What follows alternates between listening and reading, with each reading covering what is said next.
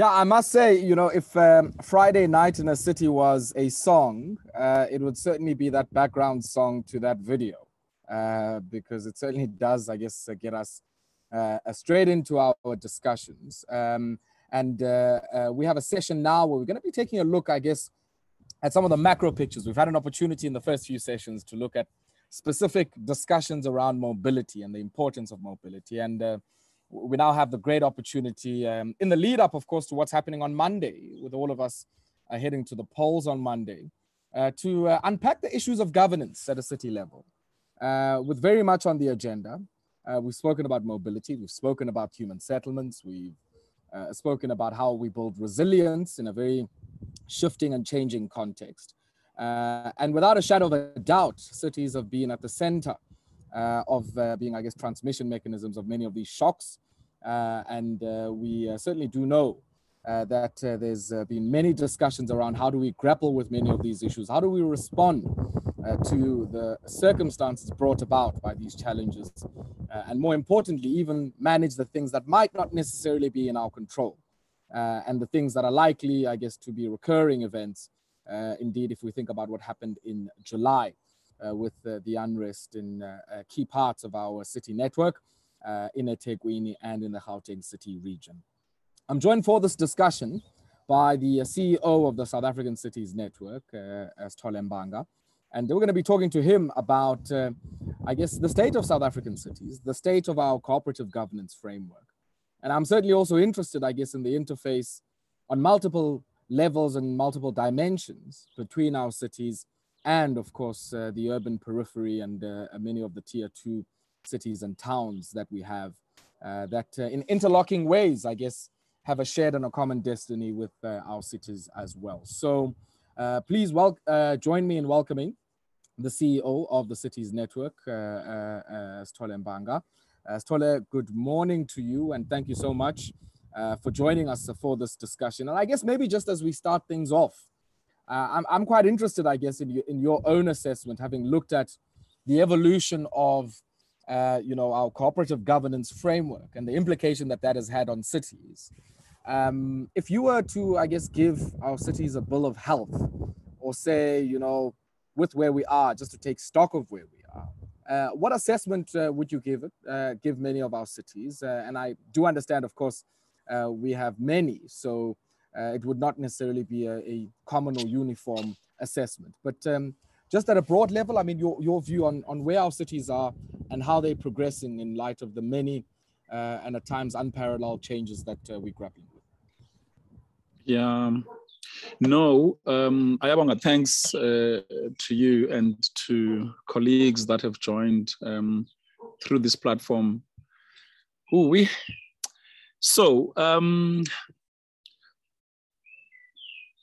It's an emergency, right? I think for me, that's the one word that we must just adopt to define what the state of the cities are. Whether it's the municipal institution, i.e. the government that is running the city, it is in an emergency. The citizens are in an emergency. Joblessness, stress, the pressure cooker in which they are in, it's an emergency. If you speak to business organizations that exist to provide goods and services, they are also in an emergency, right?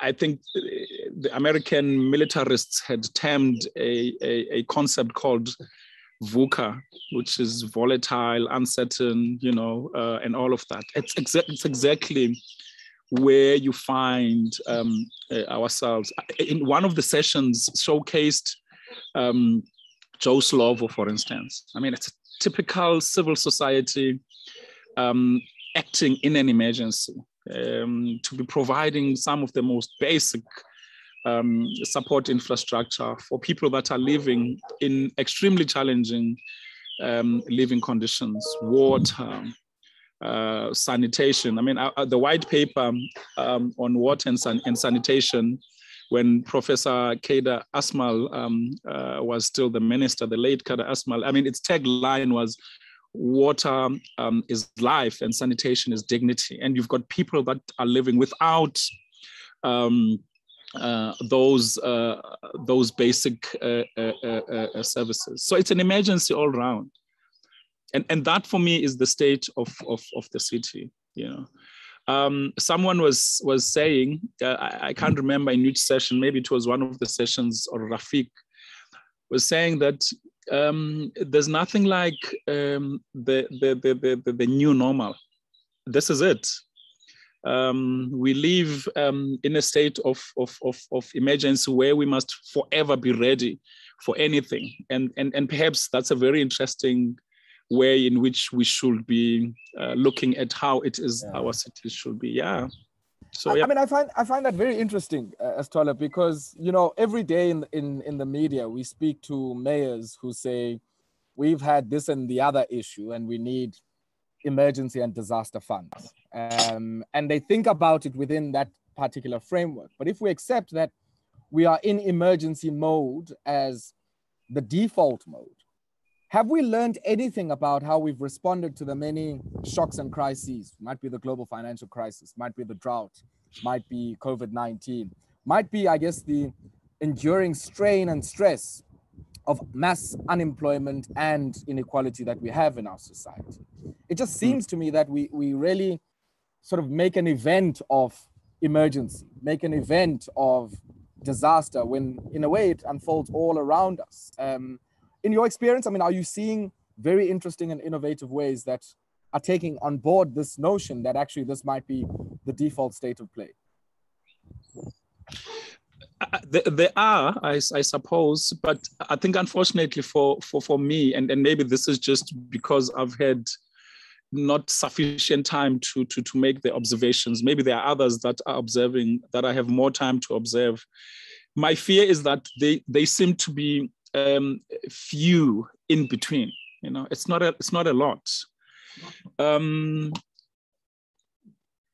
to that extent, for me, the indicator that we have learned how to deal with the current emergency, because it's been at least for 15 years that we've been in an emergency. It's not just COVID, right? COVID has just been one of the many waves. So if we had learned anything in the last 15 years, or even in the last 25 years of South Africa's democracy, and in that analysis, you then also include cities and the role of municipal governments in cities, and the role of all of society. Surely by now we should be having a systems rethink, right? And I haven't seen it quite coming through. I've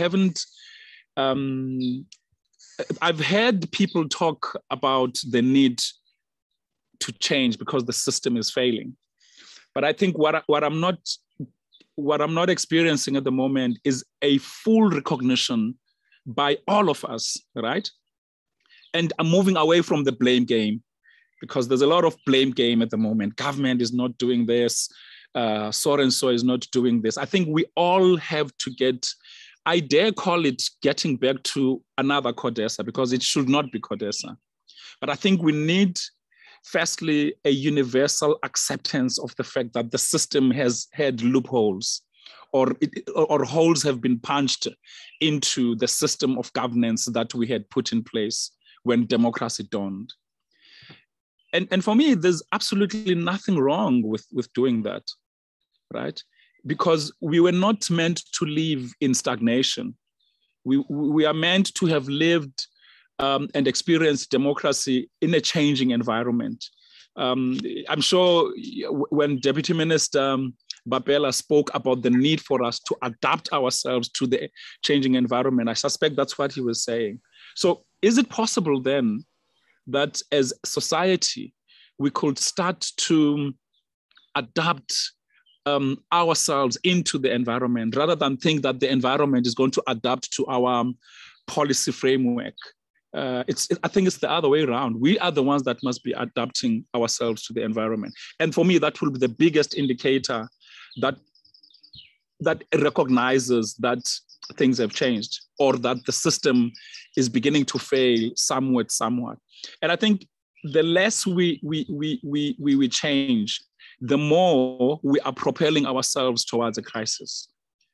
It's so interesting when you talk about the capability or the agility to be able to adapt, because there was a discussion I was part of yesterday where people were talking about the, I guess, design features that are baked into our local or cooperative governance framework, and certain things that they assume. So if we talk about cities, there's an implicit assumption that cities, by their nature, have some industrial base, which allows firms and households to contribute to the self-sufficiency at a financial level of many of our cities.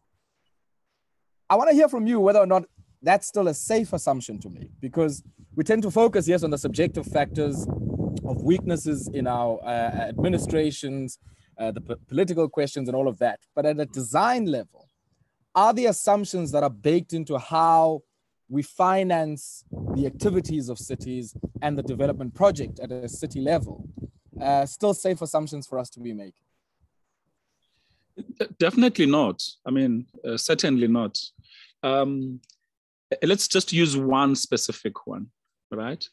The provisioning of electricity or energy, right? At the time when local government was conceptualized,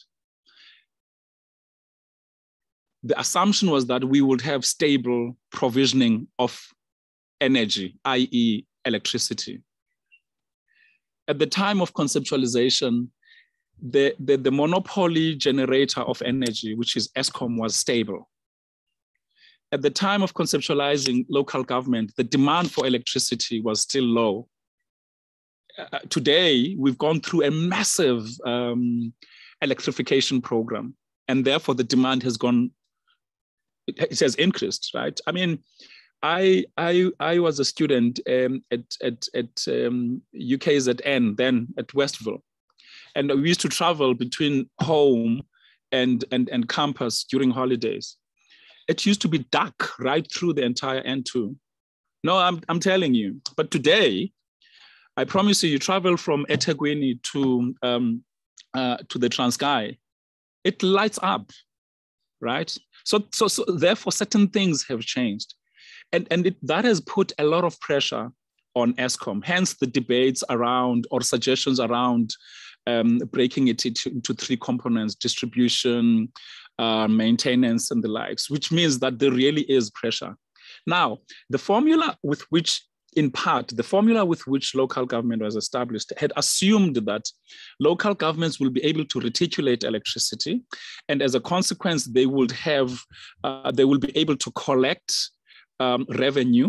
And when that revenue sits on their balance sheets, those that are lending to municipalities will look at a very good balance sheet and then be able to lend money to municipalities. The truth of the matter is that has changed. So that part of the formula is not working anymore. Not only is the electricity supply unstable, but also households cannot afford that electricity. So the massive electrification program has yielded the results of electrifying as many homes as we possibly could, which was a good political return on investment. I mean, because we all need electricity, right? There's lots of benefits that come with electrification, but unfortunately, the economy is not pumping, which means households do not have sufficient revenue with which they can be able to afford electricity, right? So does that mean the municipality will have sufficient revenue? The answer is no. So there's something in that, and I'm saying I'm just used the financing formula. It's just one example out of many. So that part of the system has to change in one way or the other. And I think we must give it to national government. I mean, the decision to get municipalities to produce energy independently not only means that they will be able to increase supply of energy, right, to households and business organizations, but it also means South Africa's contribution, right, to decarbonized energy production is also going to be on the rise, because we're being encouraged as municipalities to utilize green energy or to produce green energy, which is great. right? But it's not going to come through now. That's number one. And certainly it's not going to change the unsustainable platform of financing municipal governments. So there's something that needs to change. Yeah. I mean, a lot has to change, and as you rightfully said, across a few dimensions. And I want to maybe touch on another one, which I find very interesting. One is the spatial design of our cities, and by extension, the settlement patterns in those cities, which have been exposed now during COVID-19, where the issue around sanitation and dignity that you were mentioning becomes very difficult in heavily densified, informal, no longer temporary settlements that mushroom, in many ways linked, I guess, to the weaknesses in the rural and peri-urban economy to be able to create opportunity, and people then move to the cities in what is a natural movement elsewhere in the world as well. So it's not unique to us here in South Africa. But has our planning paradigm taken that into account? I often think, there's sometimes the sense of despondency that, we planned for X number of people. And then somebody was making an example of a settlement that had emerged called COVID and another called Sanitizer. You then have people coming into COVID and Sanitizer, which effectively makes your planning cycle out of kilter just by implication, because you are now having a much greater, I guess, service demand that arises as an outcome of that. How do we deal with that? And is the entire solution to that just in the city, or is it also about making sure that our cooperative governance framework is able to manage this interface and create that bridge between city, town, and village? Yeah, there's lots of things to say just around this issue of cooperative governance. Some of it is historical, right? And some of it is also about the now. So let's just go back, and because it's quite important, and we tend to forget this. I think the negotiations at CODESA that yielded democracy in South Africa, we have to remember that during negotiations, there was a war that was taking place, right? And that war led to the death of many people across the country. It was labeled as an IFP-ANC war, and then later on it was discovered that actually this was something that was engineered. And that put pressure on the political negotiations, resulting in the introduction of what we know today as the 3 spheres of government. So the initial concept was that you would have a national government and you will have a strong local government. And thus, I imagine those that were the fathers, the policy fathers and mothers of the negotiations at the time would make it easy for the 2 spheres rather than for the more than 2 spheres to exist. But because of that war, then the introduction of the now provincial sphere meant that you now have 3 spheres, because you were fusing a unitary and a federal, and against a very well written type of a constitution. Now that meant that some of the functions and powers had to be usurped from local government, at least, in order to give effect to the 3rd sphere, which is the provincial government. And I think that it solved a political crisis or a political problem at the time. But functionally, what it has over the period of democracy done, it has led to a situation where there is sometimes unnecessary competition between the spheres of government. So there's limited cooperation. So when we today see the introduction of the district development model by government, it is all an attempt to rearrest a situation that is running away from how it is that we would give effect to the policy levers that make up our democracy today. So there is an issue around cooperative governance. We've seen municipalities or some in the local sphere of government taking other spheres of government to court because we're fighting about powers and functions, something that ought not to be.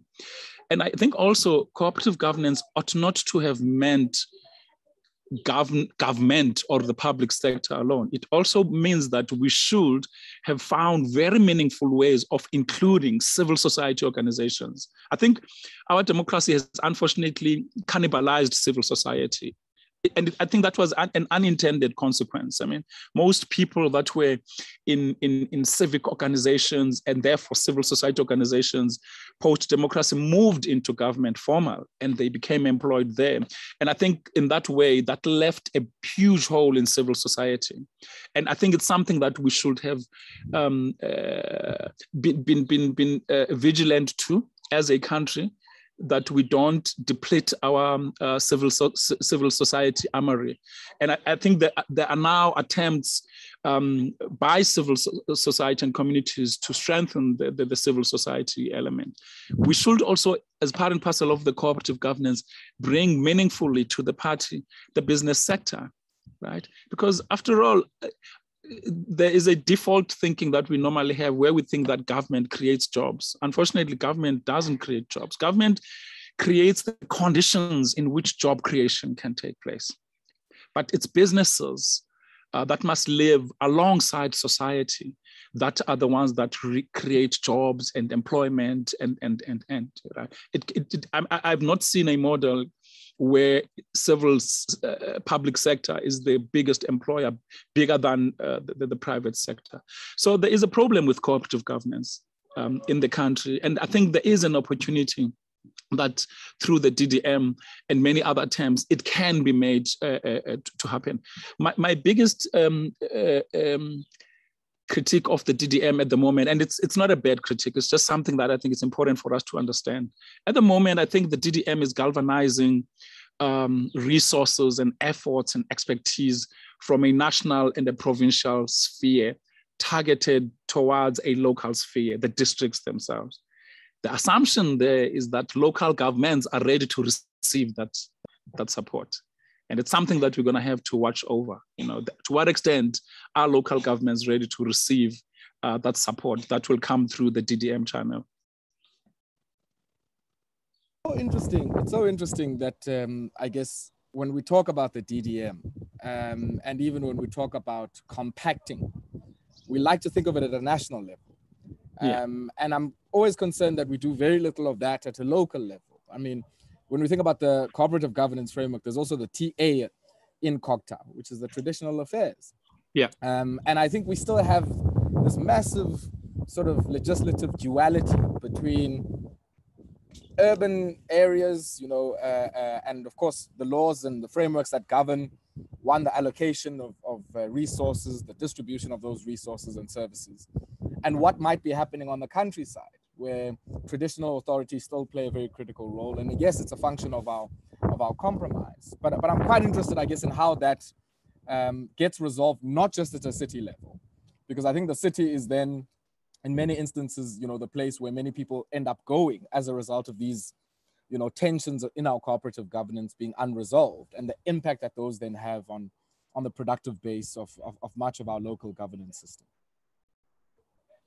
Yeah, and you know, if there's one thing that the electorate is likely to give the governance system this time around with these local government elections, the prospects for coalition governments is so high, right? I mean, most analysts and commentators are talking about coalition governments. And the one thing that I'm praying for is that we have compassionate mayors, compassionate leaders, right? Who don't govern only by stealth of the IDP and this and that law and that and this, you know. And for me, compassion then also implies that you are also able to bring on board to the governance plate your traditional leaders, because they do have an influential role to play in society. And it's not just the sloganeering around the all of society, right? It's quite important that we understand that the problems that are besetting us are not going to be solved by one specific tool or one specific person or a set of individuals or a particular organization. It's going to require literally all of us to work together and be honest enough to understand that everybody has an idea to contribute, but also understand that if I make a contribution of ideas, it doesn't mean that my ideas are good. I must also understand that my ideas can be contested. They may be good on paper, but they may not have applicability at the time. At least for the moment, anyway, they might find applicability at a later stage. So it's going to be important that we have tolerance amongst ourselves as stakeholders that are playing a role in local government. And yeah, I wish we could find a better way of embracing the traditional authority into the local government space. It's something that can be done, of course. I think this issue of competition between different spheres, fights over powers and functions, is a very important one. And it's maybe something that I think is going to need a bit more work. But I'm interested in also some of in this emergency situation, in this very difficult context, where have we seen some silver linings? Where have we seen some successes? Where have we seen instances where cities are trying to do things a bit differently? And what can we learn from some of those experiences? Yeah, so I think there's a lot that, and maybe I'm just going back to history. You know, when Johannesburg had pulled together the corridors of freedom idea, which was the spatial reconfiguration that they had thought of. I thought that was a brilliant idea that had been heavily consulted across a variety of stakeholders in the city of Johannesburg. And in it, I think they had a youth jobs creation type of a program in which they work through non-governmental organizations. So they had a register of non-governmental organizations in the city that they were utilizing to unlock jobs, to also get these non-governmental organizations linked into the expanded public works programs of the city, including getting them to create new jobs, green jobs, and all of those things. And I think it's a pity that that program had to be abandoned or got to be abandoned, but it was just one very specific example that was good. eThekwini has done, in fact, even Ekurhuleni as well. I mean, they've done similar initiatives in which they are more embracing of what communities are doing, and then they formalize those into the systems of government. Because it's not all the time that your governmental organizations are able to meet the procurement rules and criteria of formal government. So there have been those types of instances. And again, I'm saying that there's very few. In this cities network, through the IUDF, we've also engaged in some seed funding, where we seed fund small projects, right, that are about recycling, that are about cycling, the mode of transportation, and the likes and the like. And those are small initiatives that you don't need a lot of money. I am hoping that Rihanna and Cawe, will find the time to speak about how those have been done. And I'm sure there's quite a number of those initiatives across the country. But as I'm saying, there are just few in between. You wish there could be more, and then you are able to congregate them and turn them into programs rather than the small projects that they are at the moment. When we started our discussion, you came with a very interesting formulation, which was there's an emergency in the ambit of the home, there's an emergency within the ambit of the city administration, there's an emergency within the ambit of the firm. And I'm quite interested in how, at a national and a societal level, we grapple and respond to these multi-crises or polycrises, as some people often say. Because in many ways, it's critical to the economic recovery and the reconstruction that needs to happen across the entire country. A big bulk of productive activity in the society rests in these cities, where this emergency is unfolding, where this crisis is unfolding. And I'm quite interested in your thoughts. If I read the State of City Finance's report, it unpacks this crisis at the level of the administration and the financial sustainability questions that raises. At the level of the home, which has experienced retrenchments, which has experienced not just in relation to COVID-19, but the broader deindustrialization of our economy that we've seen. And also, I guess, within the firm, where critical inputs, water, roads, electricity, have unevenly been supplied and in some cases have been in short supply. It just seems like there's a universe of multiple crises. How do we approach this in a way that at least one resolves maybe even micro manifestations of it while signaling some hope that we're going to be able to deal with, I guess, the mega crisis and all of its different manifestations? I guess, I mean, look, I might sound repetitive, but for me, the starting point is this all of society. I think we need to understand and accept that government on its own is not going to, and I underline, on its own. Government on its own is not going to be able to solve the challenges because they are a huge magnitude. And they are different from one community to the other, or from one aspect of society to the other. So it's not one problem which you can solve with one pill. It manifests itself. These problems and challenges, they manifest there. So for me, the first part of the formula is about working with others, right? The notion of all of society, as well as the notion of whole of government. So not government that's competing, but government that complements society, and government that complements government departments or segments of government that are complementing each other rather than competing with each other for whatever reasons that they may have to compete.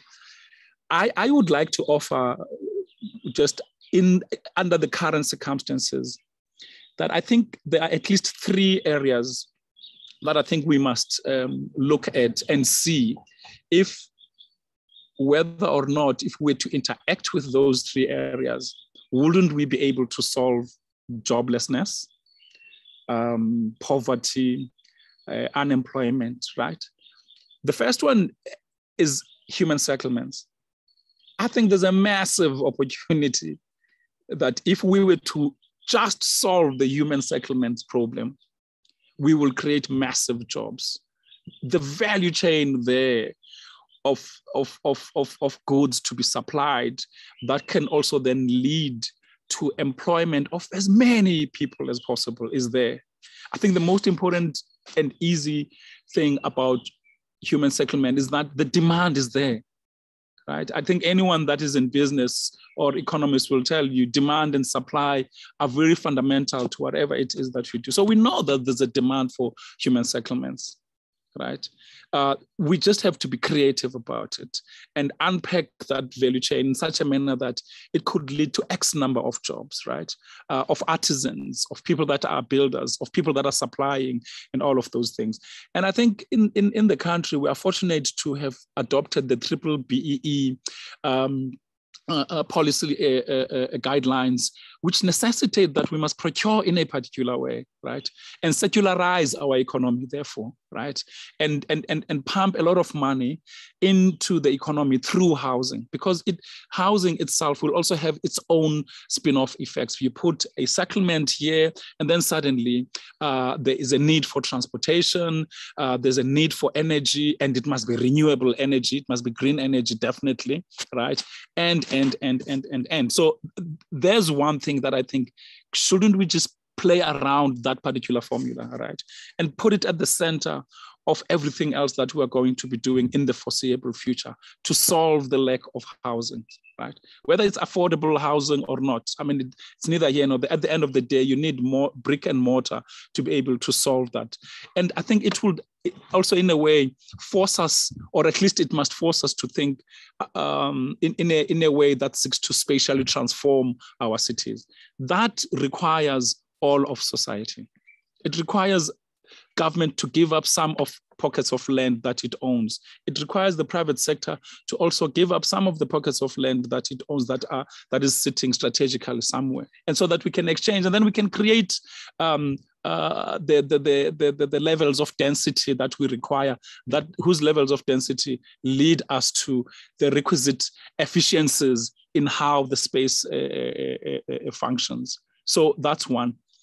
I think energy, right, is just a new thing that we need to contend with, right?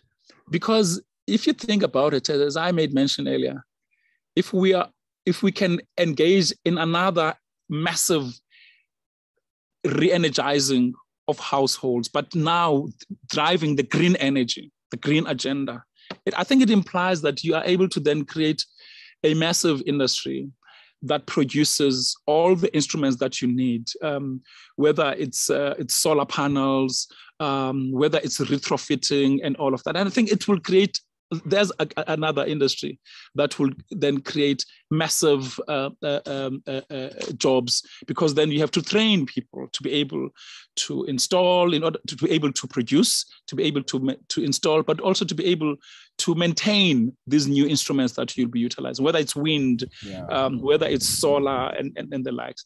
I think the third issue will be transport. I mean, if you think about it, as it was said earlier by Yolisa when she was delivering her 105 truths, you know.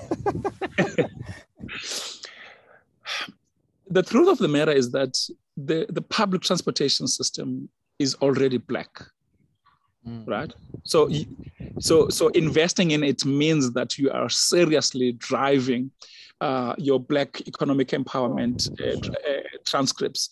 And by so doing, you are transforming at least a component of the economy, which is the public transportation sector. As she was saying, I mean, when this was embarked upon, it was because, in part, the World Cup 2010 came and there were mistakes that were committed, particularly by the city of Johannesburg. But I don't think that we shouldn't try it again. I still think that there's an opportunity for us to make the city accessible by looking at the transport sector, revolutionizing it in such a manner that well, someone was saying in one of the platforms that transport must be made free. I agree with that, right? To the extent that making it free also implies economic empowerment of even an individual. You know, there are people that are locked in spaces for years, unable to move from one part of the city to the other part of the city, whether it's for social reasons or for economic reasons. And human beings are anthropological, you know. They'll never sit in one space. They're always wanting to move to seek a better life. So can our public transportation system help in that type of an endeavor, which will release a lot of energy in the human being itself? So I think if we could just play around these three things and make it a national agenda. Well, it is a national agenda, but a national project, if I may put it like that, right? Sure. And work around these three things as a sector, as the municipal sector. And let's experiment and let's see what will happen in order that we're able to change lives. I am running out of a battery a bit, and I am load shedded, so I have about 20% on my battery, but I think we're still I think we're nearing the end as well. I think we are nearing the end. Okay. So that 20% should be able to hold you in good stead. Okay. I think the more I entertain this idea of free transport, the more I realize all of the positive spillovers and multipliers that come with it. Especially if we realize, you know, the NDP speaks about reducing the cost drivers for, in particular, poor households. And in so doing, unlocking the competitiveness of the South African economy. And I think that for me is a critical intervention. The other one I wanted to hear your thoughts on. I mean, you're correct as we started that, you know, the INEP program, the National Electrification Program, is probably one of the most successful programs that we've seen in South Africa in extending electrification. Now, I'm also interested in how that program, as we think about the upgrade of informal settlements in situ, nearly around 10 billion or so is going to be spent in the next few years or so around that. what type of electrification do we have in mind? Because the current situation is one where many informal settlements are either informally connected or not connected at all. And what type of potentially, not utility scale, but type of micro energy solutions can we think about? I mean, I've heard, people in Limpopo speaking about biomass, or people speaking about microgrids that are able to service. So if I'm in Duncan Village, you can have a microgrid that services Duncan Village that is solar PV driven, and you're able then to create all of these knock-on maintenance, repair, and installation jobs that are linked to that. I find it fascinating, but I'm just interested in your experience. Is that the direction where the upgrade of what initially were temporary settlements but are now permanent features of our cities, is it moving in that type of direction? If it's not, it should, right? I mean, there's no two ways about it. You really don't want to increase the footprint of carbonized energy. What you want is to increase the footprint of greener energy. And I know that at some point there was a lot of skepticism around the solar technology and sometimes wind technology. But I think over a period, I mean, surely between 2010 and now, and I'm using 2010 because this is when the COP negotiations were really beginning to put targets, right? And the industry improved the technology, solar and the likes. I think solar has proven its worth at this point in time. It has become reliable. It produces. Batteries are becoming cheaper, right? But also they are having a much more longer lifetime warranties and all of those things. So technology has improved. So there's no need for us not to explore alternative ways of producing energy because it's there and it has proven. And I think perhaps what we need is to communicate that, in fact, during these days of load shedding, I think people that are happy are people that are on solar because they're always having lights on, right? And that's where the proof of the pudding is at. That actually reliance on the grid only is not a sustainable way of accessing energy. So where there are new townships. And when I say townships, I don't mean it in a traditional sense, but I mean where there are new houses that are being built, new establishments that are being built. I think it makes sense that we should embark on these new technologies. Way back, metropolitan municipalities had started to experiment with solar on street lighting and all of that. And I think you see this still taking place. And I think it's about being able to demonstrate that these things work. And I think it should just not be permissible that we should only be relying on the ESCOM type of grid in order to produce, in order to supply and reticulate energy in one space. I think it should, at least at the bare minimum, be a mix between green and fossil-based type of fuel, but ideally it should just be green energy. I think you raise a very important point there, that if we're interested in making sure that the energy transition is a just one, it's not just about reskilling, retooling, repurposing the people that might be working in legacy technologies like coal, but it's also about expanding the scale and even the scope of the type of technologies that are going into places where if you had just given it to the marketplace, they wouldn't go there. I mean, if it was just given to the market, they wouldn't go to, Duncan Village, Nyanga, and many of those other places because there's no capability to pay. But a big part is also about saying, how do we get the technology there and how do we create and unlock those opportunities for economic participation around that?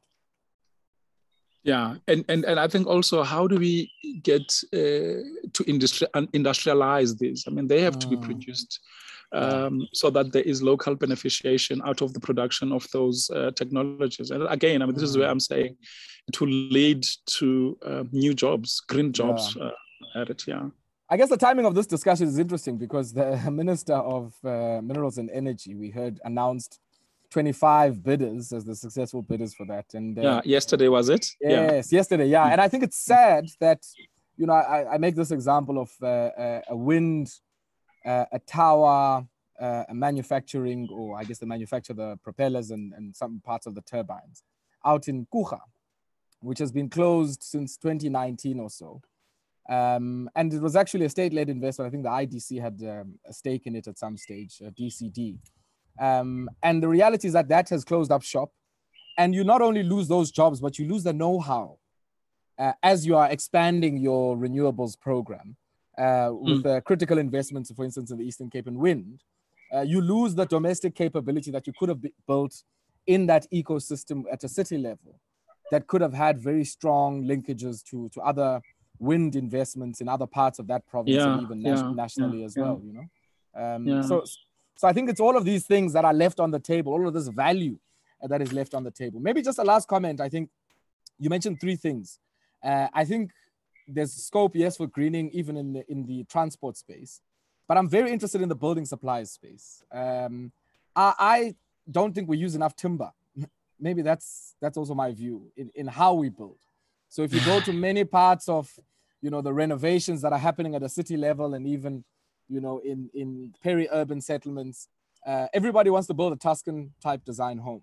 So there's also, I think, a big question at an aesthetic design level to say, how do we make sure that aesthetically we are creating aesthetically appealing designs that can be localized, you know, in terms of the building supplies, and so we can industrialize on that basis.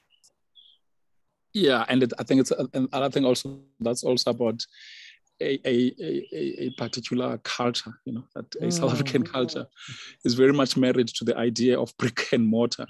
And I think we will be irresponsible ourselves if we were to sort of allocate the blame to one industry, because in my mind, as we were thinking, I was asking myself, what is the architecture industry doing about that? Do they not have the responsibility to drive the mind shift away from brick and mortar to timber?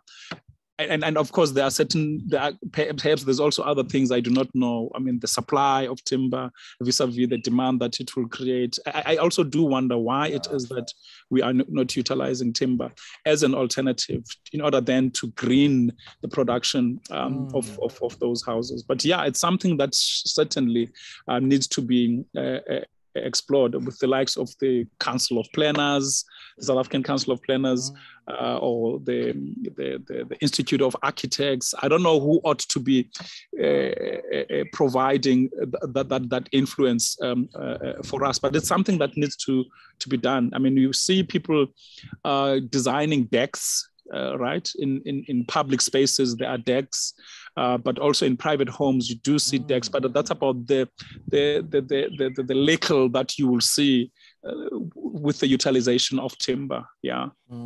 There's an interesting comment that's just come through as we wrap up there from Dan Yai, who says, yes, sealed timber has been used for housing frames in Philippi for sandbag housing that enables self-build and incremental housing typologies. And I think for me that it's these innovations. I mean, you know, you mentioned the industry bodies. There's also a role for the regulators in the building industry in terms of standards to try and, and I guess coming back to civil society, it's civil society that's going to have to agitate, push, and try and drive some of these changes, because I guess it's in the interests of many of the people so organized within many of our cities.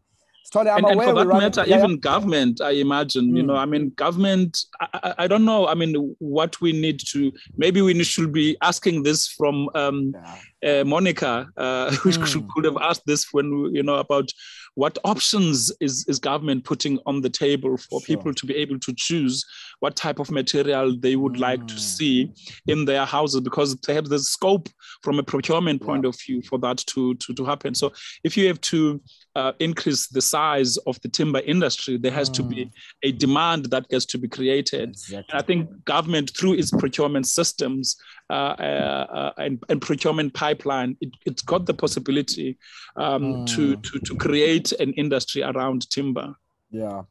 So we're going to have to leave it here. It's so unfortunate that we've run out of time. There's so many other things that I would have liked us to cover, but we're going to have to close at this point. And I want to take this opportunity to thank you for sharing those rich insights with us. Yeah.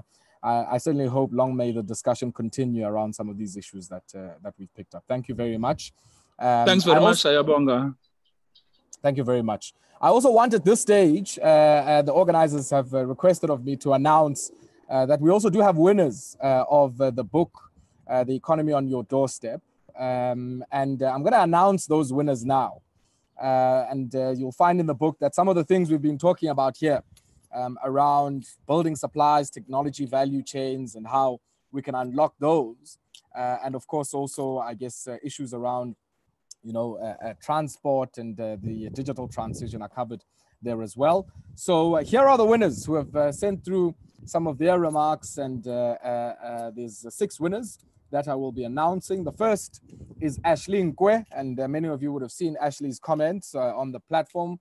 And then Michael Ndiwalana as well, Sizim Kunu, Lone Paulson, Bradley Rink, and Nyla Brown. Let me go through those again. Ashley Nkwe, Michael Ndiwalana, Msizim Kunu, Lone Paulson, Bradley Rink, and Nyla Brown. Congratulations. And I certainly hope that you enjoy the read, which is on its way to you.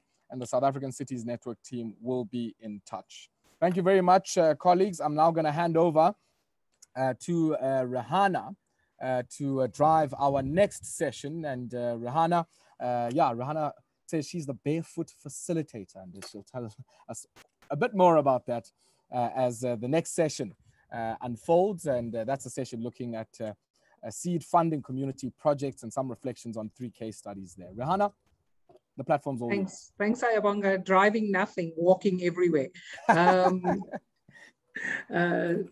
Thanks to you and Sithole for a great discussion. It's been, I think, very, very thought-provoking. And I think Sithole had, in part of his input, raised some of the seed funding ideas. So to those of you who have joined session 10 of Urban Festival 2021, the Rebuilt City, welcome to this session. And I'm going to kick off by handing to a colleague who inspires at South African Cities Network, Siwe Ntombela. Siwe, you have been, this is the 2nd round of seed funding, IUDF seed funding, that in many ways you've kind of had the responsibility to run with. I want to get a little bit of insight just for people who might never have heard about IUDF seed funding projects as to what has it felt like to be on the receiving end of all of these ideas. Just give us some insights into that, Siwe. Wow, thanks, Rihanna. That's not where I thought the question was going. I think it's been incredibly inspiring.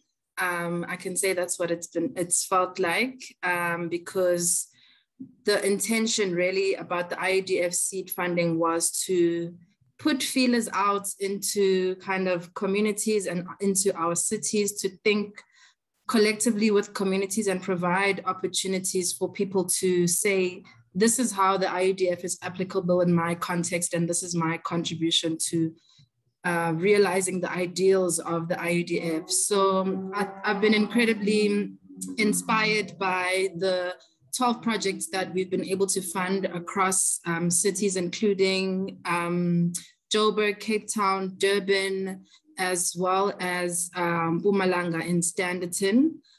So we've had quite a lot of inspiring projects that I think I'm incredibly proud to have witnessed in terms of their growth and the impacts that they've had at the small community level. So I think that's one word, Rihanna, to kind of describe how I'm feeling from just being engaged in this process to just being incredibly inspired.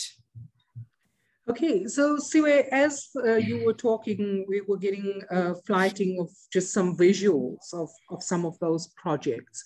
So just give us a sense of kind of in the 2nd round, because there've been 2 rounds, in the 2nd round of seed funding, how many projects were approved? Because this morning we're going to have the opportunity to do a deep dive into 2 and half a dive into 1 through a virtual interview or pre-recorded session. But just as we lead into meeting Mzi and Nontobeko, just give us a high-level sense of numbers of projects, some of the issues that were being covered, the kind of thing that Sithole was saying, you know, communities are rolling up their sleeves, civil society organizations are actually trying things out, they're learning. So if you could give us some sense of the numbers and you know, we've seen some visuals, but maybe just to hear your voice on some of those projects. Sure, Rihanna. I can start in Durban because that's where I'm from. We had 3 projects this year actually that came from the city of eThekwini.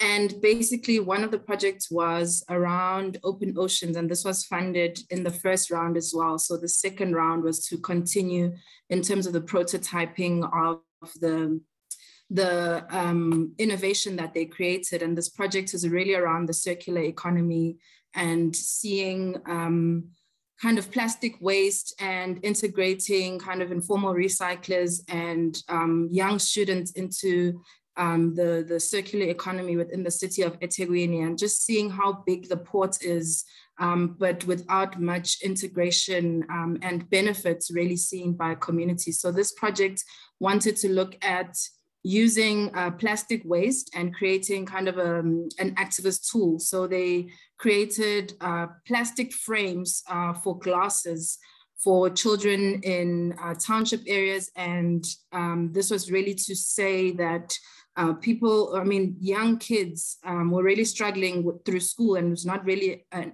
issue of understanding, but they literally just couldn't see well. So it's also to see how this tool of plastic recycling and the circular economy as well can be used as a developmental tool if really considered in different ways. And that links to another project called Designing Out Waste that was trying to tackle the massive fabric waste within the city of eThekwini, which are found in a lot of the production houses and in the fashion industry within the city of eThekwini, but also as a result added onto by the kind of international dumping of thrifted and secondhand clothing from overseas and received in the ports of Durban. So there's really a really big issue of material and fabric waste in the city. And a lot of young artists became involved in trying to create better linkages with the city as well in terms of managing this waste problem and really continuing to think through ways of how to use this massive waste as a way to create employment opportunities for young artists in the city. And another one within the city of Durban as well, it's called Data. It's really about bridging the linkages between policy ideas and information, as well as communities, because there's a lot of kind of a big disconnect between the data that we have about our cities and how people receive it.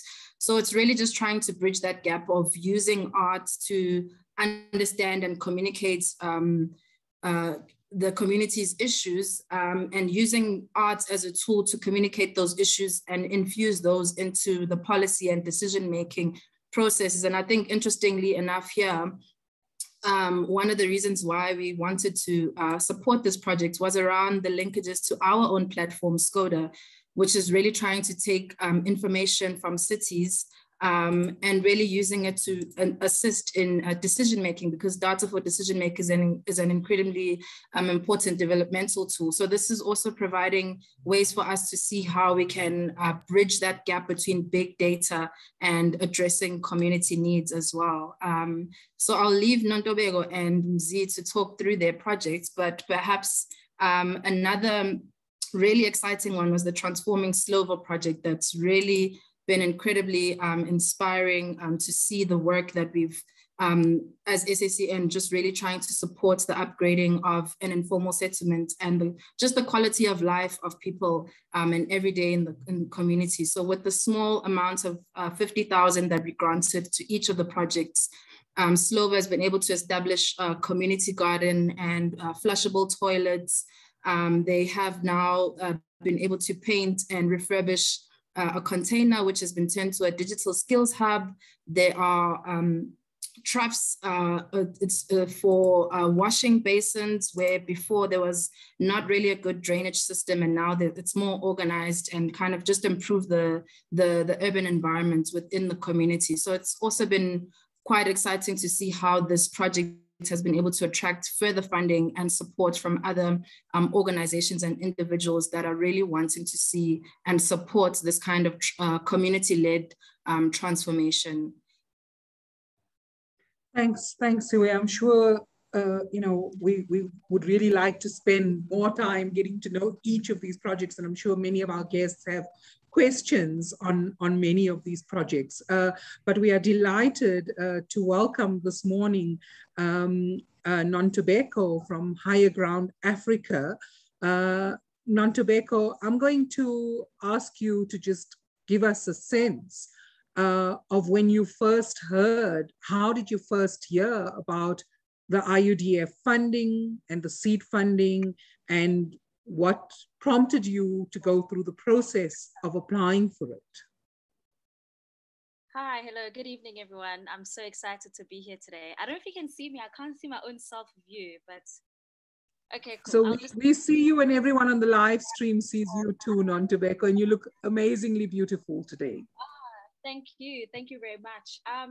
Coincidentally, I had always started Higher Ground initially for my own sense of therapy after losing my grandmother a couple of years ago. But the more I got deeply involved in my project of Higher Ground, the more other people resonated and the more other people saw the work. So funny enough, when this specific seed funding came through, a friend of mine approached me and said, hey, isn't it time that we do something now and stop just, keeping the healing to yourself, but rather sharing the intention and the healing. So I was fortunate that I've had friends who've been able to identify where my passions have been, and they've been able to help me out with this specific funding. So I'm so glad that they were able to connect this particular opportunity with myself as well. And I can say it's such a rare opportunity to be able to get someone to hold you by the hand and be able to say, what is the vision, what is the dream, but how can we be more intentional with it and more strategic with it? And I find this is what this opportunity has really been for me. So, Nontobeko, I'm going to ask you, just before I move over to Mzi, to just tell me a little bit more, because I'm really interested. Sithole and Ayanbonga were talking about these really big issues and big systems change, but you actually introduced that Higher Ground started from your grandma and your relationship with her. Just give us a little bit more of a sense of that. Yeah, so in my normal line of work, I am a documentary filmmaker, and I've been part of the media industry for probably the past 10 years. But within that high place flow and demand of the media industry, my body and my spirit really wanted a slower pace and much more of healing. And growing and planting things in my own personal capacity almost taught me to slow down the pace so as to confront also hard conversations that I haven't been having with myself, and that perhaps a fast-paced job has been robbing me of having. And one of the things that really came out for me was that I was really yearning for company that my grandmother had, and I was longing for that, and that outlet was not longer there. And somehow the slowness of planting and the slowness of gardening made me somehow find a frequency where I could almost be with her. She loved to garden, she loved to plant, she loved to feed birds, and it's only making sense much more retrospectively. So the more alone time I spent in the garden, the more I kept finding her spirit within the garden. And it's been more or less almost like the guiding navigator of teaching me where other soul places are in my own personal journey, and how can I better heal and confront myself in different ways. So Higher Ground really started from the personal, but after a while I realized that a lot of people yearned for a similar kind of healing, a healing that didn't necessarily need a therapy session, that didn't need technical words or something hard. People just wanted to be. I wanted to be with people in solitude. I wanted to be around people, but have my silence and not be obligated to entertain or fill a void in a space. And a lot of people say, can I just be with you in just silence? We can garden together. We can play with clay together. we can do music together. Like I play guitar in my pastime, and it's always like, what can we connect to that doesn't really demand us going into words fast and too quick? And Higher Ground has really allowed me to slow down a lot of things in my life and really go down to say, what are the key problem areas? And so much we associate key problem areas with the technicality of like, what's your business plan and how are you going to do it? But what are your key problem areas as a person? And we've gone through a rough time, and Higher Ground has been able to intimately go into little nuggets in people's areas and hearts to say, hey, this is where you need healing. And sometimes you just need to be around a genuine community, people that really do care, people that are interested in tapping into indigenous knowledge to say, I want to use the past to heal my present. So it's been a multi-generational, beautiful mixed match of just healing that I've really enjoyed being present to. Wow, Nontobeko, certainly going to extend an invitation to you to be a guest on our Healing Fields. Yeah, very keen to learn more. But right now I want to move over to Mzi. And Mzi has also had a vision. So for cycling and a different way of moving in Langa. So Mzi, wonderful to have you here. I understand that you've been struggling with load shedding earlier today, so delighted that you've been able to make it. But maybe going to ask you the same question I asked Nontobeko around how did you hear about IUDF Seed Funding, and what has it enabled Langa Bicycle Hub to do? Hello, everyone. Thanks, Rihanna, for the question. So basically, after we started the Langa Bicycle Hub, we were trying to grow our projects, and I had it over a friend and also a colleague, where you guys were sending out applications for people to apply.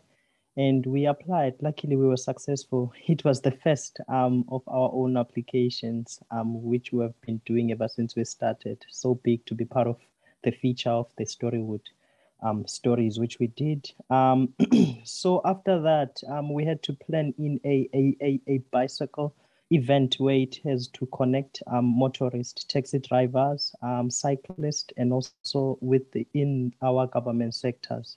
Which was a beautiful event, which got us to stand a chance to be approved for a lease and also facilitate in a space whereby we'll be having our own access and our own space to continue the project, because where we are struggling with so many issues. So the seed funding got to help us a lot to build relationship with local government, and also to shine the light of our vision within Cape Town and also outside countries as well, which we are so grateful for. So Mzi, tell me a little bit more about Langa Bicycle Hub. And I mean, I think people might have seen it on Goodhood Stories, but we've got you here. You were inspired to start this. Why? I came from an organization where we were advocating for public spaces to be more user-friendly for people, Open Streets Cape Town. After I got retrenched, I had to move on with the vision because I was so attached, and I loved the idea of car-free days and bicycles with the experience I had, and I had to start up something which is close to my heart and passionate about. We started from our second floor flat, and we had to come out with a plan of trying to find ways. We went publicly to fundraise for the first container. After that, we had to go and identify spaces that are neglected as dump site within our community. And then we had to occupy one. After that, we moved on, and we carry on with the activities from learn to cycle and basic fixing of bicycles. And now we offer a range of local services from tours, and we are the only one which are established within our community as an initiative that is dealing with helping people to learn more about cycling, and also helping people to see cities with different. Thanks, Mzikona. And I know that you've got So Mzi, I know Hello. that you've got an amazing activation event planned for tomorrow, and we'll ask you a little bit more about that a bit later. So our third guest is not here live, and he's been a little bit removed from the Slovo project that Cawe introduced us to earlier, Geoff Bickford, who used to be with the South African Cities Network and has now moved on to his own little business. So let's hear from Geoff.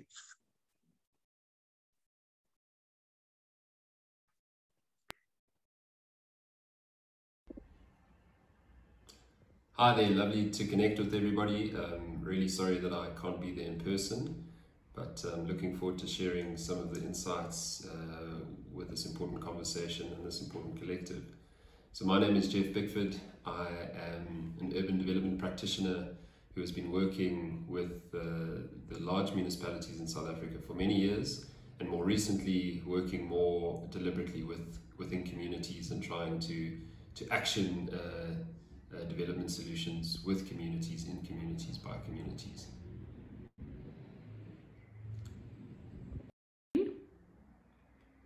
So as part of the work that I've been involved in, I've been supporting the Slovo informal settlement community with the work that they've been doing, led by the Barefoot Facilitator and Crosby Care. And I've been asked to provide an input on two questions to support this conversation. The first is, what are we learning from IUDF Seed Funding? And I think there's 3 points that I'd like to convey in relation to this question. The first one is that there's an absolute need. There's a need for these kind of funding initiatives to support communities, access funding to be able to do things in their community that can make a difference. Linked to that point is the second one, that in fact a little can go a long way. I think in the work that we've done with the Slovo community, we've proven that you don't need huge amounts of money to get things that mean something to communities done. And so we've been able to upgrade ablution facilities as a real sore point in a community and really fix that issue for them with very limited budget. And the last point is that with enabling support, communities can actually get out and do things by themselves. The labor exists in the community, the ideas exist in the community. It's almost how you unlock that. And so if communities can be enabled to identify things that they want to change and then get on and change those things, amazing things can happen.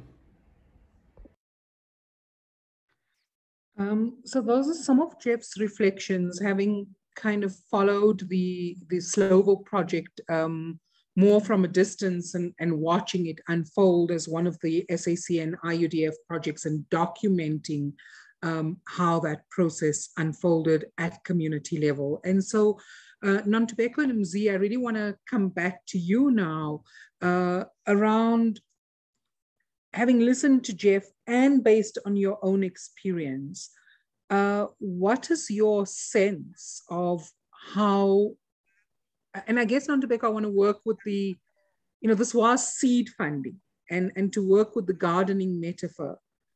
What's possible? What can grow from these seed funding ideas based on what's happened at Higher Ground Africa, and how do we replicate the harvest many times over?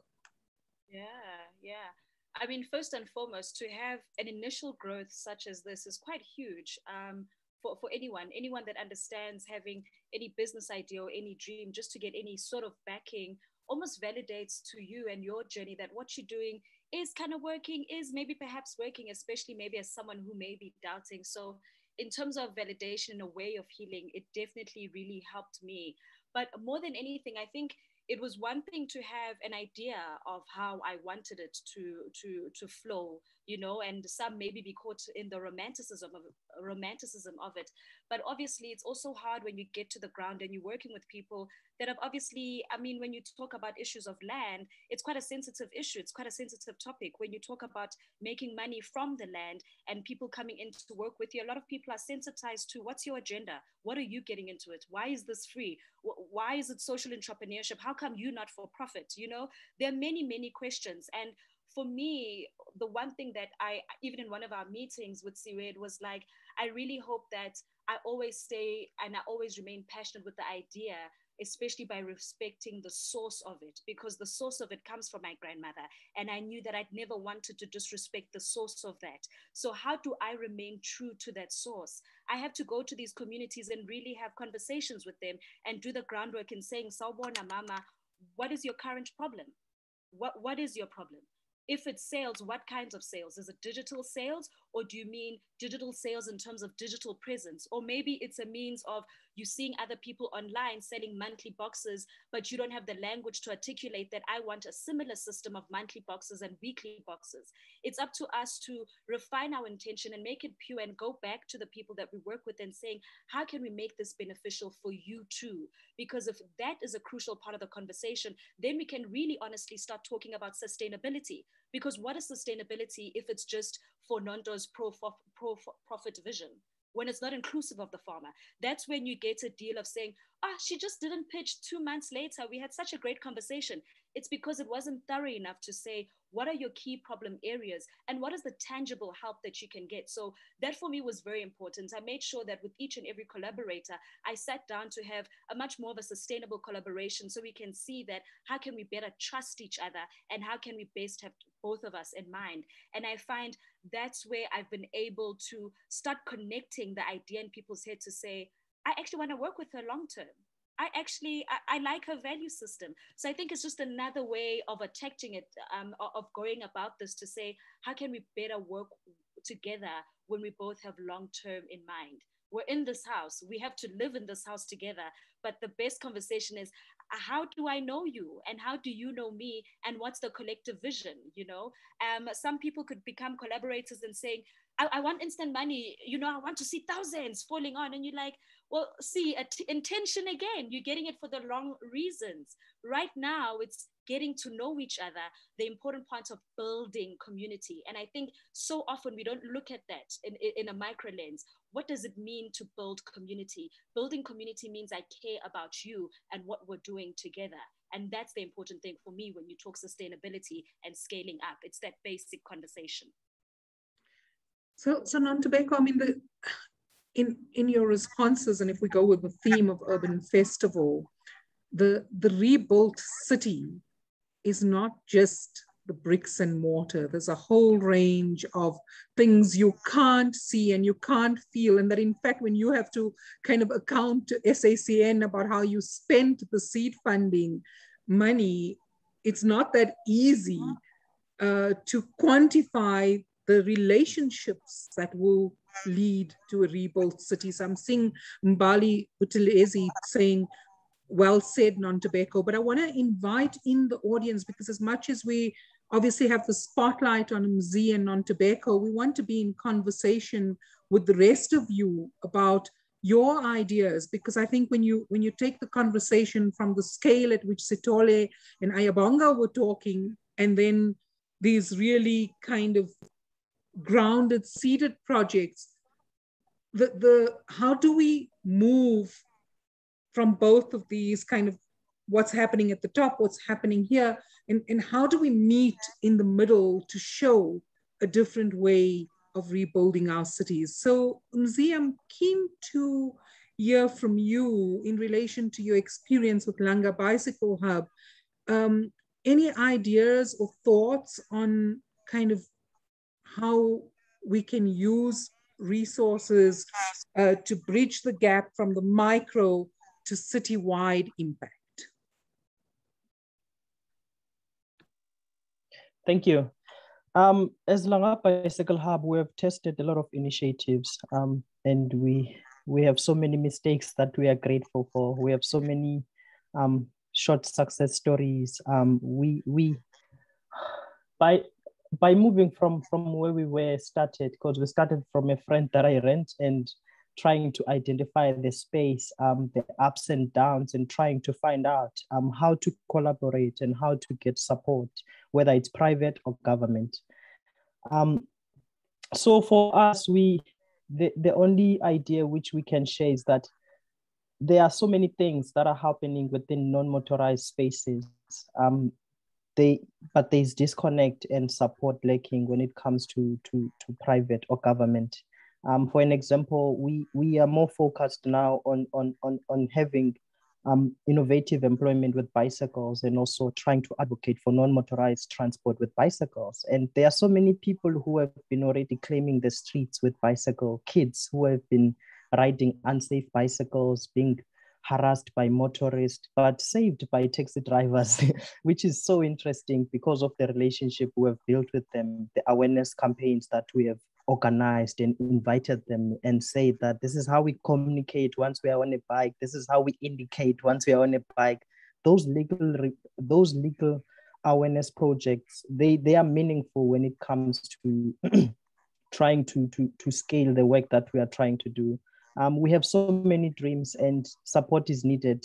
We also think of having ideas around taking over public spaces that are dump site to have them as bicycle shops for kids to come in and learn how they can be safe. But as I've said, like there are no supporting structures within community at level. We lack a lot in trying to find representative within government. We've been trying so many things and options in order to try and collaborate with existing structures that are relevant, but still it's a challenge. But finances and also resources are needed to scale in such projects so that more cities can connect with such initiatives. So Mzi, if you were given, I mean, someone's listening to this conversation now, they're an advocate for active mobility and we're moving to COP and people are talking about emissions and all of those things. And if someone just came and said, here's the funding for Langa Bicycle Hub, scale it. What would that bring up for you?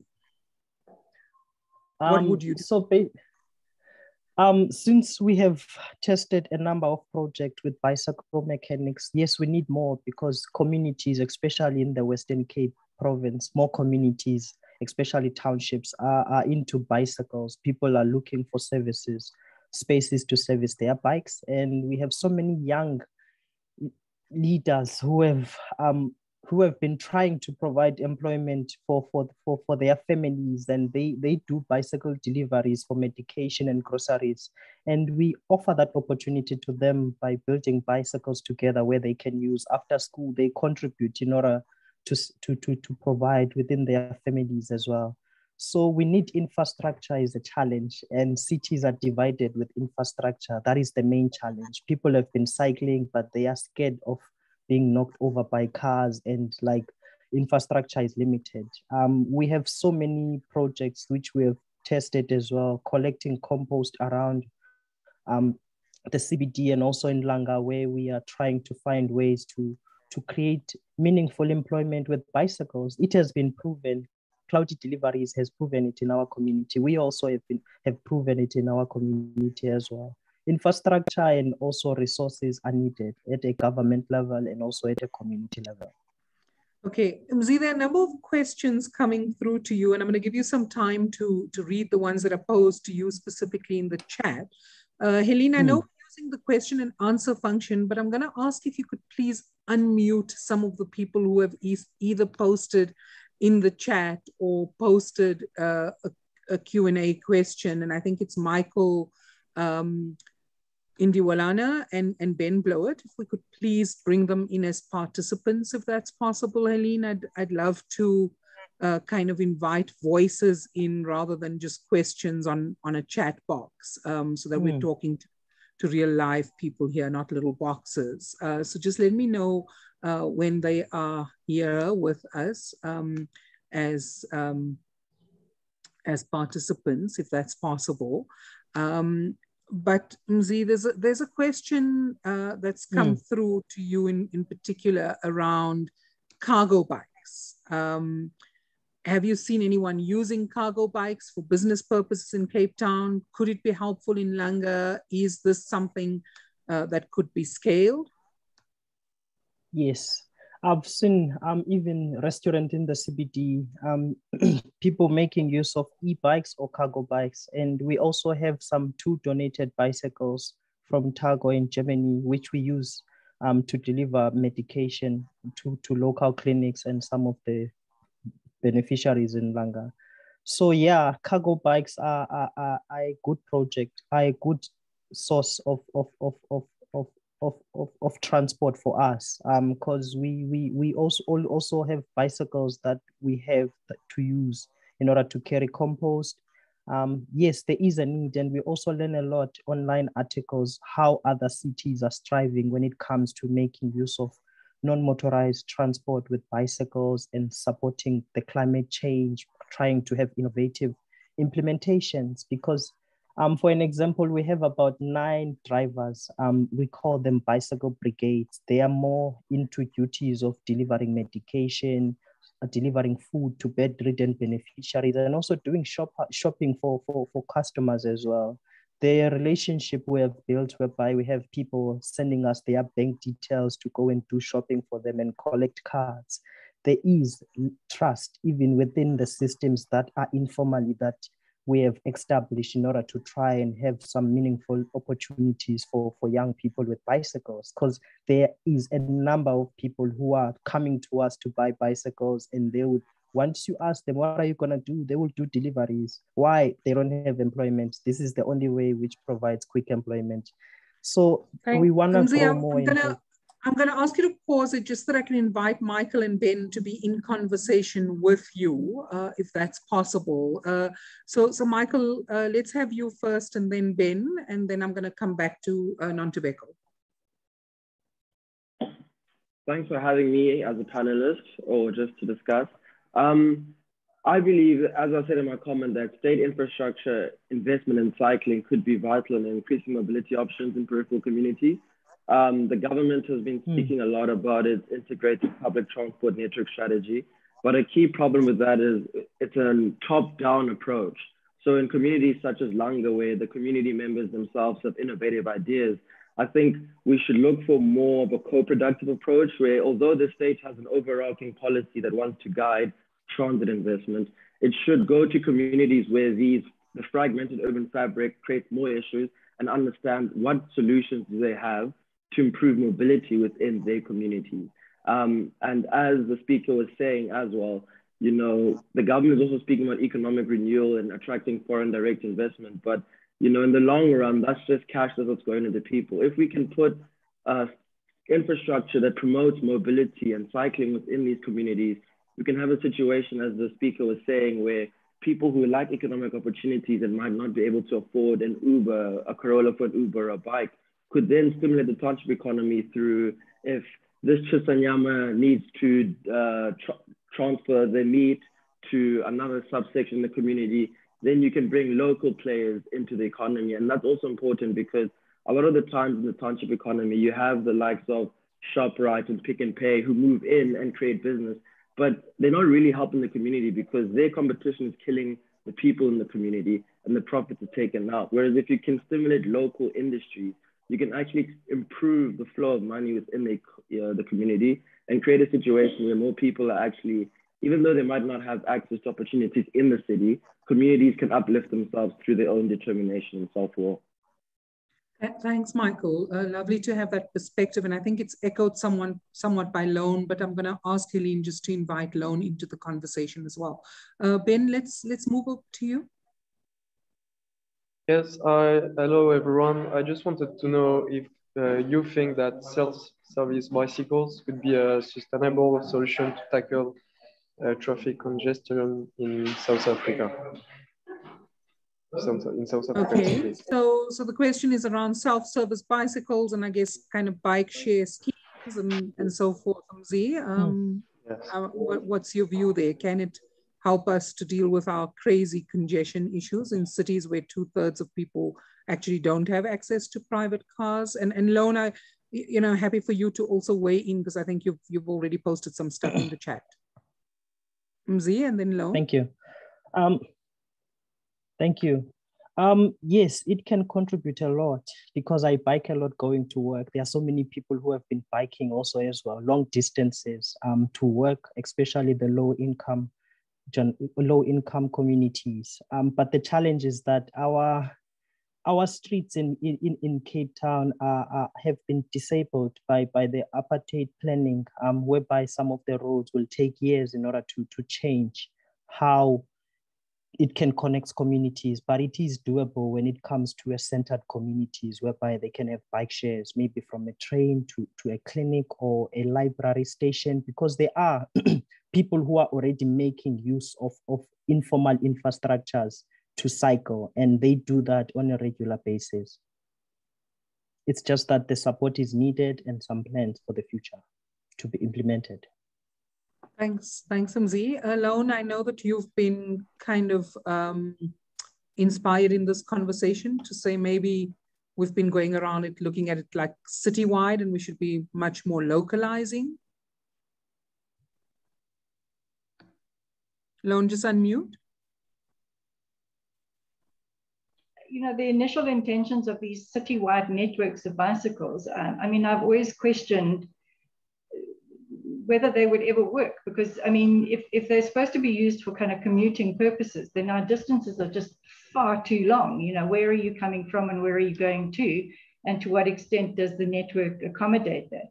So I think this idea of more localized networks within community areas, within townships, within suburbs, wherever, would be much more profitable, because it also enables local mobility and it enables small business. I mean, I think what Mzi is doing is fantastic. You know, there's sort of delivery systems and encouraging small businesses to be able to operate is really the way to go. So it might be, you know, the scaling up then would be, if this was replicated in many places, we might also engender a culture of bike riding, which is sorely lacking here. I mean, when I was at school in Zambia, which was many years ago, I used to ride to school on bikes, because there were pavements and there were really wide lanes, and 4 of us used to ride to school together. And I mean, within local kind of community areas as well, you always see kids walking in big kind of crowds and stuff. You know, why isn't bicycling to school encouraged and that sort of thing? So I think,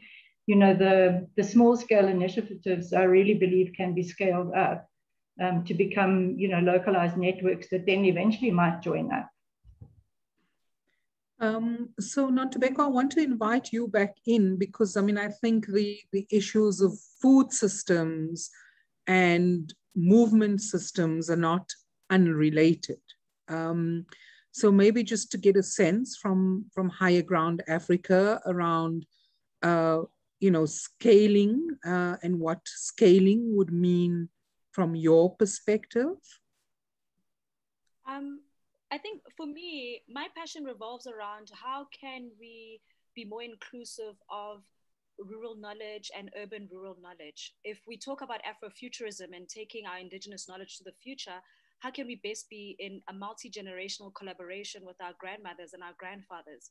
It's not nice being forgotten. It's not nice being seen as someone who's old, myth, and whatever, but it's more of how can we tap into that knowledge pool that you have, that knowledge pool that makes you and us so much more important. So for me, scaling up is how much more can we be included with my grandmother, with our grandfathers in this field of ecotherapy. You say ecotherapy, you already say, oh, abelungu bodwa, this is for perhaps just a white people environment. How do we get into the space? It's wellness, it's health, it's healing. But it's no.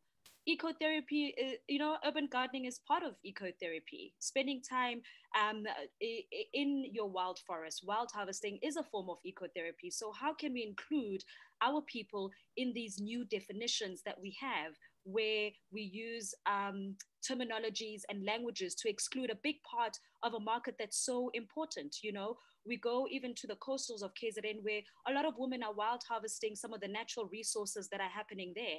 That is a space on its own for us to learn. That is a space where indigenous knowledge is being cultivated. And for me, that's exactly where I want to go to. I want to spend some silent time and some good time with the women that are there. So it's almost going back to the activities that our forefathers did and used to plow into, whether it's for their own economical building or their own personal development or our own family development, or how we gather. But I want to tap into more, my hands miss clay. I want to be able to touch clay with more than the people that I have. One of the people that love to come to our gathering saying, one of my best parts is not necessarily the gardening, but it's being able to touch clay and to try remember what could possibly be made out of this. what did my grandmother try and make out of this? Whether it's a little incense bowl that is round where you can do your own personal practice that doesn't need much technology or anything, but something that you can connect to and say, I have made this incense bowl with my own clay, with my own hands. So it's a matter of allowing people access to activities and to healing ways that they never thought were for them by definition, in terms of how technical they've been in this world. So I don't want to leave indigenous knowledge and our people out of this. We have to include them in saying, how can we, with dignity, with respect, financial respect as well, because hello, they're running a lot of this market. How can we include them in the conversation in a way that matters, in a way that doesn't feel like it's me using them every time when I come to KZN to take some of their resources? It's to say, Mama, I like what goes on in your head and what's happening. How can I tap that more into that? And how can I bring my friends to tap into that conversation? So Nantubeko and MZ, I'm going to leave you with a question which you'll answer after we take Geoff's video, right? But I'm sitting here completely, and I'm noting in the chat box that everyone's feeling inspired by what you've done, what you're sharing.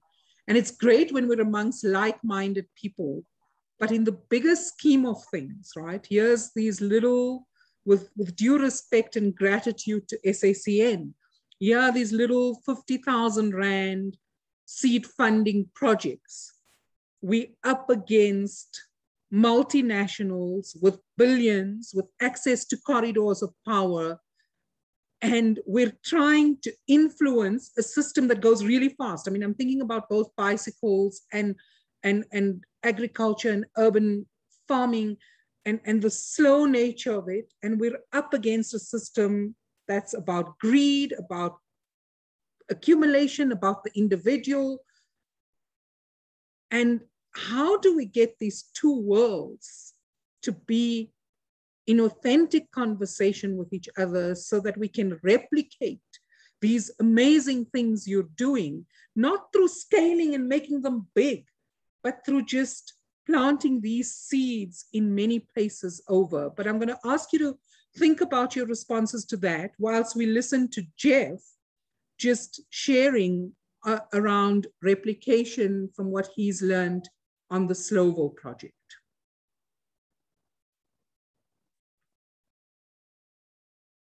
So Eileen, if we could just, yeah.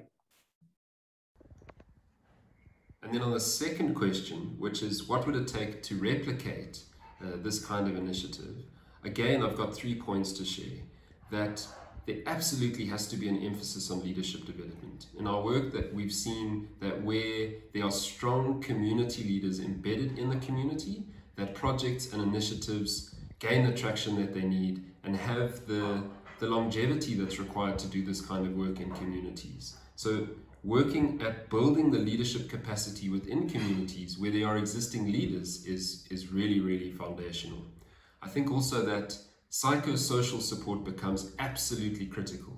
So the mental health awareness and support and development of community members and understanding their own psychological needs in the way that they see themselves and their possibilities is something that's absolutely instrumental in being able to sustain these kind of initiatives into the long term. And then the final point is the important role that intermediaries can play in supporting the development that these communities want to undertake and undergo. And so in Slovo's, as an example, in the Slovo Community Development initiatives, the role that Crosby Eye Care has played in identifying funding, identifying technical expertise, enabling support to what the communities are wanting to do has been absolutely essential. So empower intermediaries to do the work that they know how to do best, and I think that amazing things can happen. So I think we're certainly agreeing in the deep dive we've taken on the 3 projects this morning as we move into the afternoon, whether it's Higher Ground Africa or Langa Bicycle Hub or Slovo Community Youth Desk, that these are amazing projects. But I want to come back then to the question that I posed before we heard Geoff, because amazing projects that absolutely need to be replicated, that absolutely need to be scaled, but up against a system that doesn't necessarily understand, embrace, and want to do replication and scale, because these things, I think, as you've all shared, are not easy, Mzi. You got to go and find city leaders. They're time consuming. It's not like you put the seed in and something pops up. And I'm going to ask, given who's just joined us here he's also from the Slovo Community Youth Desk, just to sit down next to me. But I'm going to allow Mzi and Nontobeko then to give your reflections.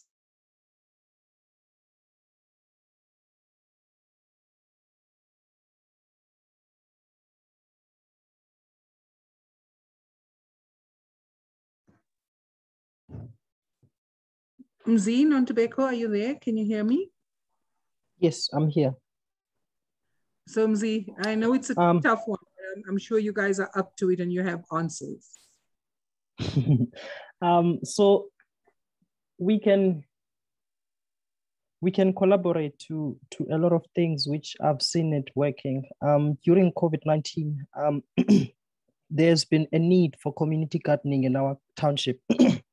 And we have developed a system whereby we are trying to find households that can collect compost, and we are partnering with a new initiative. It's named Compostia in Cape Town. So what we do, we have young people who are collecting compost in household and small businesses, and then they take it to a local to a local gardening or a farm in the CBD. So this is contributing a lot, and also it is having so much potential because agriculture is also interested to see more innovative projects that linking up with bicycles. So this compost is collected by bicycles, it's put it in a carrier or in a cargo bike, and it's taken to community gardens. So that's what I have in mind for something that might be sustainable when it comes to both projects. Amazing stuff, Mzi, and like the connections are phenomenal. Nontobeko? For me, I think in projects like this, definitely, obviously, collaboration, but I think it obviously starts at a point of transparency. In some industries, or some collaboration, wherever you talk business or money, it's always like, oh, who wants to take the more money? Who wants the bigger profits? Who wants in some instances or other, there's always some misunderstanding somewhere or the other. But I find that when we really do genuinely have our intentions set, transparency is such a big thing of what exactly, how we're doing, what are we looking for to make what we're doing possible. So I find that being transparent with some of the collaborators helps put us in one page so that there's no blind spots that leads you to assumption or that leads you to start creating some idea that was never there to begin with. So transparency for me, as much as possible, especially if our business values are in line and our personal values are in line, I really do feel that transparency is the key of most collaboration, because you're saying to people that I have no other information to hide because I'm in this for what we're doing, for the purpose of what we're doing. And if we really are to build a society and to make this a better place, what are we doing working with variables of secrets? That's not the intention. You're just diverting the intention completely. So it has to come back to the question of what exactly are we doing, and our steps in line. But I find that if I can link that first point also to the crucial thing of business development, it's not easy running a business at all. And, a lot, you go online on Twitter, start a business, start farming, start gardening. It's not that easy. Business development, entrepreneurship skills are one of the hardest. And you ask yourself, why is it so hard for us to be able to tap into this information? Why do people assume that, no, just have 5 cabbages and start selling them? There's much more to business development to that. And unfortunately, in some collaborations, when you have partners, one who understands what business development is and the other who is just passionate, there could be a way where there's a misalignment there, because the one is trying to make business decisions and the other perhaps is maybe trying to make marketing decisions or relevancy decisions, And again, it goes back to what are our intentions and what are we setting out to do. So I find the conversation of business and development and how are we really going to do this from a business strategy also usually falls away on the wayside. Also, the language of collaborative entrepreneurship. When we are collaborating together and trying to make money while collaborating together, what are the variables that we're working with? What are the possible blind spots that we're working with? You know, what is the end product for you too? And I think for me, those are the foundational conversations that you always need to have before you run with your magnificent great idea, so that you're both on the same page. Otherwise it could just be a disaster and you become that person that's like, oh, the idea, that was my idea, she took it from me, because the foundation was all very long. So I believe in that. But lastly, the last one is definitely diversification. If this is how we start out, how can we diversify the model that we have? If I'm talking about bringing the real market to this Afrofuturistic place, how can we do it digitally? How can the idea lend itself to an app system where we can connect to indigenous knowledge activities online and know that I can find Mams Banbani if I want to go wild harvesting for Imbepo. I can find Baba Smang Mang when I want to go touch with clay and be integrated in that community. You know, how can we bring our people to the fore? Because there's a lot of knowledge that's there that our people don't know that it could be commercialized, you know, and we're leaving a lot of that knowledge to the wayside. So I've even taken it as a challenge for myself to start, you know, being much more of an agent to these communities and really taking the time down to sit down with them and saying, how can we be much more sustainable and much more intentional in this relationship that we're building? Because I'd like to think my passion is not here for a year or 2 years. I've really found something that I know I'm going to spend a lifetime doing. And I'm really happy starting the sustainable work. And I'm so glad that I also got to start it with you guys. So yeah, a lot of work to be done, but the passion's already there. And I'm just excited to see what more can come from this. Sure, Nantobeko, as Nikki says in the chat, I'm really looking forward to see where these seeds, what the harvests are going to be. It's going to be phenomenal. Michael, I'm noting your hand. I'm also noting that we have 5 minutes left. So Lone, we have been cutting ribbons at Slovo actually. Yeah, it's fun when communities get to cut ribbons and there's no politician that has to take the credit. But let's take Michael, and then I'm going to ask everyone just to post in the chat one thing that you're taking away from this afternoon's session about seed funding and urban initiatives and how we can replicate and scale. So please feel free to type away in the chat as Michael is talking. Thanks to both panelists. So the question is, how does government's current approach to land reform and possible policy change concerning expropriation of land, how will that influence the potential and the capabilities of small-scale agricultural community farms in South Africa going forward? So Nantobeko, it's a really big question, which probably warrants a full other session, but shall I allow you to respond there, and then just keep inviting into the chat your comments about what you're taking away as you depart from this session. Nantobeko? I mean, yeah, a very hard and technical session for this time, but simply put, give the people the land that they need, that they want to be able to work the land. Give the people the option and the choice and the freedom to decide how do they want to work with the land. And of course, the more government can meet us halfway, the better. But if it's not happening, what are our alternative? You can't just sit down and wait for one specific dream. How do we keep pushing the other parts of the dream to get to the end product? And I like the initiatives that are being done. And obviously there's some slow work in government and in the work that it's doing, but the mere fact that we've been able to voice and put language and technical terms to the voids that we've been feeling, to the oppression and injustice that we've been feeling, I think for now, that's also a very big step. And already now, a lot has been happening with how the farms are trying to be redistributed in a manner that works. And obviously, there are quite a lot of loopholes within the system. But that's not to say that people like myself, you and I, are not seeing the loopholes and trying to patch up where we're trying to patch up. I decided for myself a long time ago that I know my portion of work that I need to do. I can see the portion that I'm called to do, and that's exactly where I'm going. And some people may think that for others, it's more towards, obviously, the idea of land and returning back to the people. There are legal advocates who are passionate directly for that topic. So let's all do all the work. Go towards the corners that pull you and call you by name and work there with your passion. And I know we can all definitely play our parts. So let the legal minds that are there do the legal work. Let's see how we can contribute to the bigger legal conversation. And let's see how the land comes back. And even if it doesn't come back, either way, we'll get it, whether we earn our way back or we buy our way back. But we should not let go of our relationship with the land, regardless whether we have it or not. We push it, whether if it's not primary agriculture, it has to be by secondary agriculture. We have to find a way. We have to keep playing around the way. I don't have a farm exactly right now, but I know for a fact that the way I'm going about it, by visiting smallholder farms, I'm getting knowledge about land. I'm getting knowledge from chiefs. I'm getting knowledge from people that are saying, maybe you can rent the spot out. Maybe you can do this. So there's a different way of having the conversation of land and how we utilize that specific resource. But in terms of the legality, we in South Africa, you know how the cookie crumbles at the end of the day, but I don't think we should be despondent. It's how do we individually take agency in a bigger and much more technical conversation.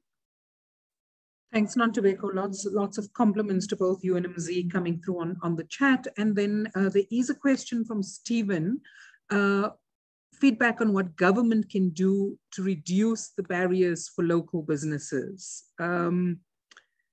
So I mean, I think, Stephen, I'm just going to hop in the interest of time here.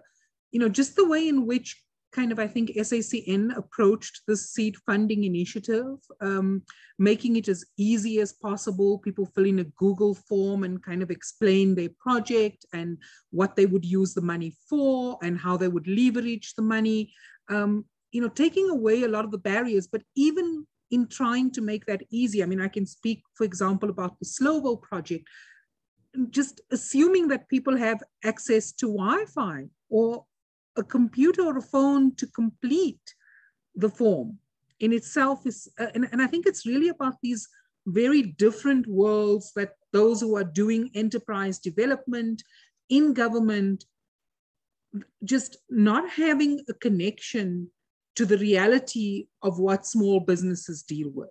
And I just wish people in government would spend a little more time understanding what it is like to run a small business when you're everything in your little business. So, you know, I'm sure again, that's probably a topic for a whole other session, and delighted to see some of the things people are taking away from this conversation. So to those of you who have posted in the chat issues of long-term sustainability, Nikki, the partnerships, the funding, the community building, big impact that small initiatives have, Naila, the sense that Shopi Jane loved Nontobeko's description of the authenticity. And I think to see where, as someone who has been adjudicating these projects, saying small change is massive and new businesses can emerge from localized efforts, businesses that are built on respect and compassion. And so as we close the session this afternoon, and Sithole talked about compassionate leaders, I don't think we only want compassionate mayors. I think we're seeing what compassionate leaders in communities can do. Thank you so much for joining us. And I think we've just had a post in the chat about the next session, New Landscapes Towards a Greener Future, featuring works from Tazama Muta, Tessa Chittenden, and Tessa Poole. So please feel free to grab your lunch and join there. Been wonderful. Thanks to the team behind the scenes who've technically supported us.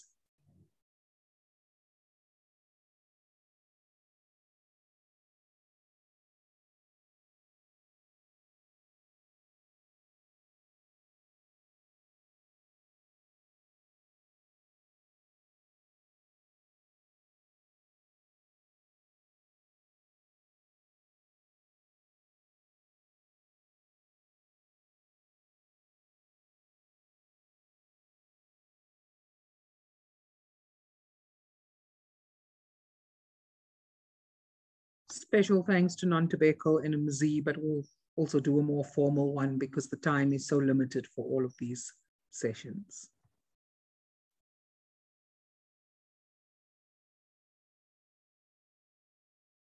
And